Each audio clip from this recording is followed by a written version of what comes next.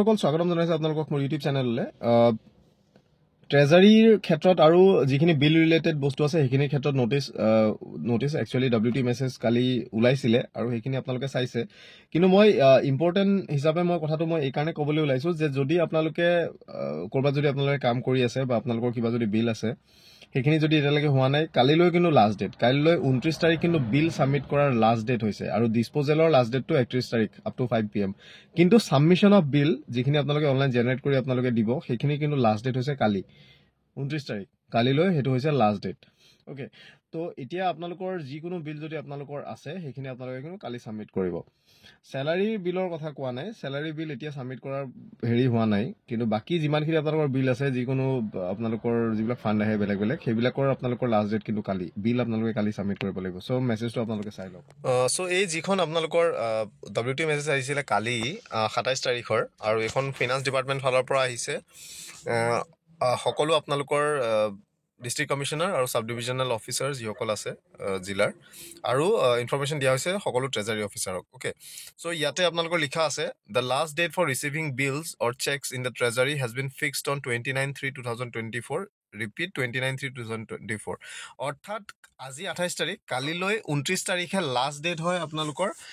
যিকোনো বিল যদি আপোনালোকৰ আছে বা কিবা চেক আছে সেইবিলাক আপোনালোকে সাবমিট কৰাৰ লাষ্ট ডেট কিন্তু কালিলৈ ওকে অৰ্থাৎ 29 তাৰিখে কালিলৈ আপোনালোকৰ একদম লাষ্ট ডেট হয় আপোনালোকে বিল যিকোনো বিল আছে আপোনালোকে ট্ৰেজাৰীত সাবমিট কৰিব লাগিব হেতু মনত ৰাখিব আপোনালোকে যিকোনো ডিপাৰ্টমেন্টত যদি কাম কৰি আছে এটো আপোনালোকে জানে যে আপোনালোকৰ যিকোনো বিল হল আপোনালোকে বিল বিলাক বনাব লাগে ফান্ড আহে বেলেগ বেলেগ হেৰিয়াৰ সো এইখিনি আপোনালোকে ক্লিয়াৰ কৰি পলাই কালি একেবাৰে লাষ্ট ডেট ফাইনেল ডেট কালি আপোনালোকে বিল ফিনাছামত আপোনালোকে অনলাইন জেনাৰেট কৰি পলাই আপোনালোকে কালি কিন্তু ট্ৰেজাৰীত আপোনালোকে হেতু টোকেন আপোনালোকে লবই লাগিব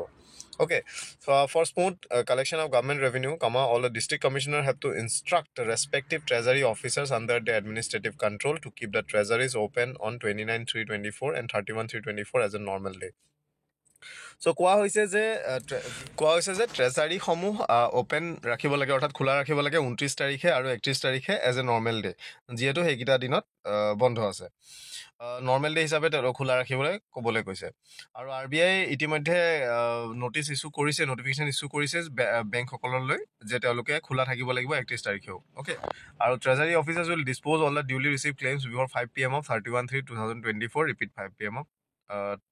31/3/2024 সো 31 মাৰ্চ 2024 5 বজাৰ আগত যিমানখিনি ক্লেইম আহে সেইখিনি ট্ৰেজাৰী ফালৰ পৰা ডিসপোজ কৰিব লাগিব কিন্তু মনত ৰাখিব সেই ক্লেইম আপোনালোকে সাবমিট কৰাৰ ডেট কিন্তু 29 তাৰিখ অৰ্থাৎ কালিলৈ হেতু কিন্তু একদম মনত ৰাখিব সো এখন আপোনালোকৰ গৈছে সো ইয়া দেখিলে আপোনালোকৰ যিকোনো বিল যিবিলাক আপোনালোকৰ আছিল অফিচৰ যিমানখিনি আপোনালোকৰ আছে সেইখিনি আপোনালোকে যদি এতিয়াও যদি বাকি আছে সেইখিনি কালিলৈ আপোনালোকে সাবমিট কৰক আৰু কিবা যদি আছে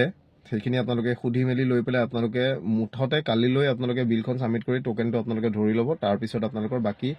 ডিসপোজেলটো আপোনালোকৰ 31 তাৰিখলৈকে আছে ওকে সো ইমানখিনি বস্তু থ্যাংক ইউ ভিডিওটো চোৱাৰ কাৰণে নতুন ভিডিওতে আকৌ লগ পাম আজিলৈ ইমানেই